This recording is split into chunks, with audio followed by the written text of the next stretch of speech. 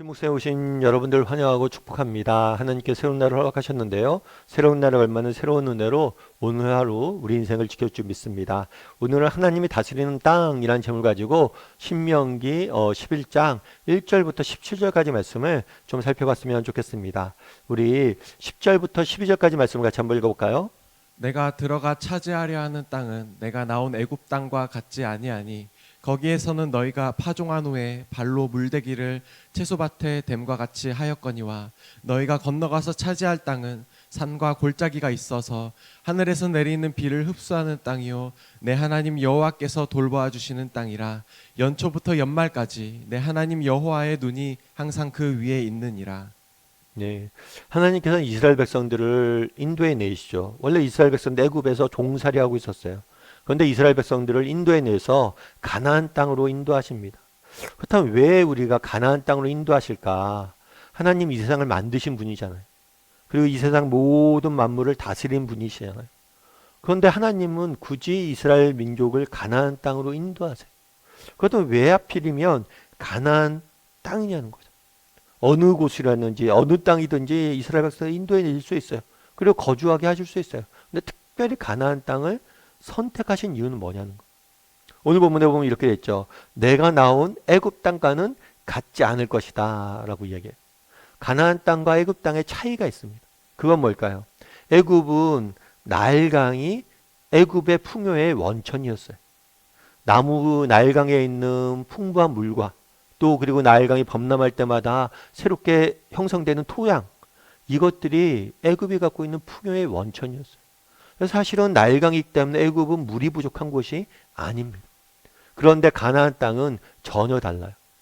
가나안 땅은 어떤 땅이냐면 뒤에도 나와 있지만 하늘에서 내리는 비, 이 하늘에서 내리는 비에 철저히 의지해야 되는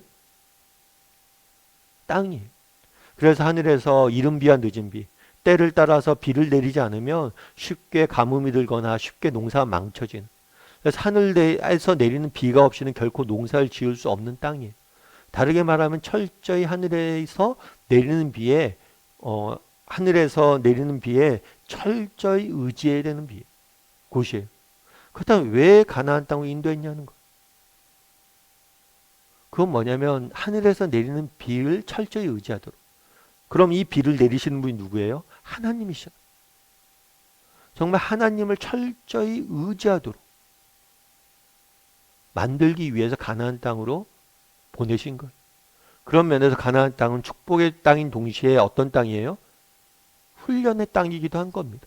뭘 훈련하는 거예요? 철저히 하나님을 의지하는 거예요. 그렇게 철저히 하나님을 의지했을 때 가나안 땅은 뭐가 되는 거예요? 축복의 땅이 되는 거예요.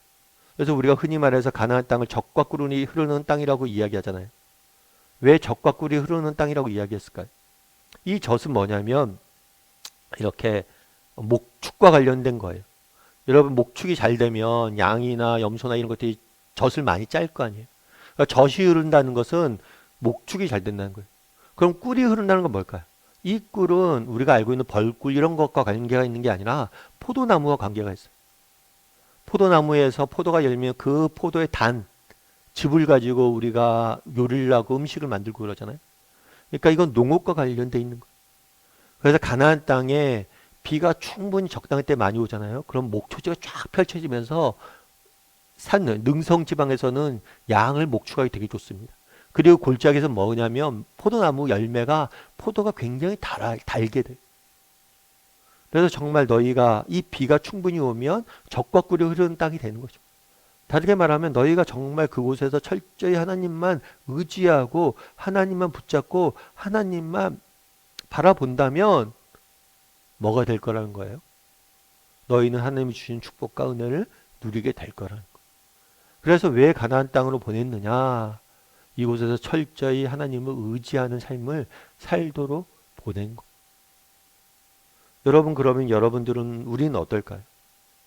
우린 정말 하나님의 철저히 의지하는 사람입니까? 정말 우리가 가진 것, 이 모든 것이 껍데기고 정말 하나님의 은혜가 없이는, 하나님의 능력이 없이는 정말 우리는 단 하루도 살 수 없는 존재인지 여러분들이 정말 한번 돌아봐야 된다는 거죠. 나는 정말 가나안 땅이, 우리가 이 땅이 사실은 가나안 땅이죠. 여기서 우리가 어떻게 살아야 되느냐? 이 땅에 하나님의 백성으로서 어떻게 살아야 될 것이냐? 정말 철저히 하나님을 의지하고 있는가? 철저히 하나님을 바라보고 있는가? 철저히 하나님을 신뢰할 줄 아는 사람이냐는 것. 혹시 우리는 하나님이 아니라 다른 무엇에 정말 무엇인가를 의지하고 그것들을 바라보고 그런 것들을 우리가 살아가고 있지는 않은지 돌아볼 필요가 있다는 것. 그래서 예전에 제가 뭘 본 적이 있냐면 여러분은 설국열차라는 영화를 아세요? 설국열차. 이 설국열차라는 영화의 배경은 그런 거예요. 이 땅이 완전히 빙하기가 온 거예요. 빙하기가 와서 열차, 그러니까 세상에는 빙하기가 왔기 때문에 밖에서 살 수가 없어요. 오직 열차 안에서만 생활할 수 있어요. 열차 안에 있는 일들을 일어난 이야기들이 바로 설국열차예요. 근데 제가 이 설국열차라는 영화를 보면서 들었던 생각은 뭐냐면 시선이에요, 시선. 이 설국열차는 열차가 칸이 나눠져 있습니다. 그래서 앞부분은 뭐냐면 굉장히 앞부분으로 갈수록 잘 살아요. 호화롭게 살아요. 근데 뒷부분을 갈수록 못 살아요. 그래서 뒷부분에 뒷칸에 있는 사람들은 어떻게 하면 좀 더 앞으로 갈 수 있을까? 그래서 그들의 시선은 문에 늘 맞춰져 있어요. 앞칸으로 가는 문. 그럼 앞부분에 있는 사람들은 어디에 시선이 맞춰져 있을까요? 이 사람은 지금 평화롭게 누리고 있잖아요. 호화롭게 누리고 있잖아요. 그럼 이 열차를 계속해서 움직이는 것에 열차를 맞춰져 있어요. 시선이 맞춰져 있어요. 그러니까 이 열차를 계속해서 어떻게 하면 움직일 수 있을까? 이것만 바라보고 있는 거. 생각하고 있는 거. 그런데 여기서 나오는 주인공이 처음에는 앞으로 계속 전진하려고 합니다. 그러다가 이 주인공 중에 한 명이 뭘 하냐면 창밖을 봐요. 창밖을 딱 보니까 창밖에 눈이 녹고 있던 거예요. 이제 빙하기가 끝나가고 있던 거예요. 그들은 자신의 인생의 문제가 문 앞에 내가 어떻게 하면 문을 뚫고 앞으로 전진할 것인가 이것들에만 관심이 있는데 사실은 문제 해결점은 어디냐면 창밖에 눈을 들어 하늘을 보는 것에 있었던 거예요. 제가 그 얘기를 들으면서 뭐 그거는 기독교에 전혀 상관없는 이야기입니다. 그러면서도 저는 우리의 인간의 모습이 그렇겠구나. 정말 우리는 그렇잖아요. 인생에 문제가 있으면 인생의 문제만 바라봐요. 그럼 어떻게 하면 이 문제를 해결할 수 있을까? 이것들을 어떻게 하면 내가 지금 누리는 것들 계속해서 누릴 수 있을까? 어떻게 하면 지금 부족한 것들 채울 수 있을까? 이런 것들을 계속해서 생각하고 살아가는 거예요. 그런데 정말 우리가 바라볼 건 뭐예요? 눈을 들어 하늘을 봐야 된다. 하나님을, 우리 인생을 인도하시는 하나님을 바라볼 수 있어야 된다는 거예요. 오늘 본문도 마치 왜 가나안 땅에 인도했냐는 거예요. 그 땅은 정말 하늘에서 내리는 비만을 의지할 수밖에 없는 땅이에요.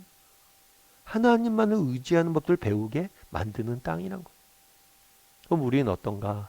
정말 나는 내 시선이 하나님에게 맞춰져 있는가? 아니면 이 땅의 문제와 이 땅의 삶과 이 땅에서 있어야 될 이런 것들에만 맞춰져 있는지 한번 돌아봐야죠. 우리가 아침 묵상을 하는 이유도 여기에 있습니다. 정말 하루를 시작하면서 우리의 시선을 하나님께 맞추는 거죠. 하나님 오늘도 내가 하나님을 의지하겠습니다. 다시 한번 고백하고를 시작하는 거. 그랬을 때 정말 우리가 하나님이 주시는 그 적과 꿀이 흐르는 그 하나님의 은혜와 축복을 맛볼 수 있는 거. 우리의 문제는 무엇입니까? 하나님을 바라보고 하나님을 철저히 의지하지 못하는 거. 그래서 이 시간 정말 하나님을 바라볼 줄 아는 사람이 되었으면 좋겠어요. 그리고 철저히 하나님을 의지할 줄 아는 사람이 되었으면 좋겠습니다. 그랬을 때 하나님께서 우리를 통해서 일하실 거예요. 그래서 오늘 하루는 내가 얼마나 하나님을 철저히 바라보고 의지할 줄 아는 사람인지 돌아보고 정말 하나님만 의지할 줄 아는 사람이 되었으면 좋겠습니다. 그랬을 때 정말 하나님께서 우리에게 필요한 은혜와 또 축복을 베푸실 줄 믿습니다.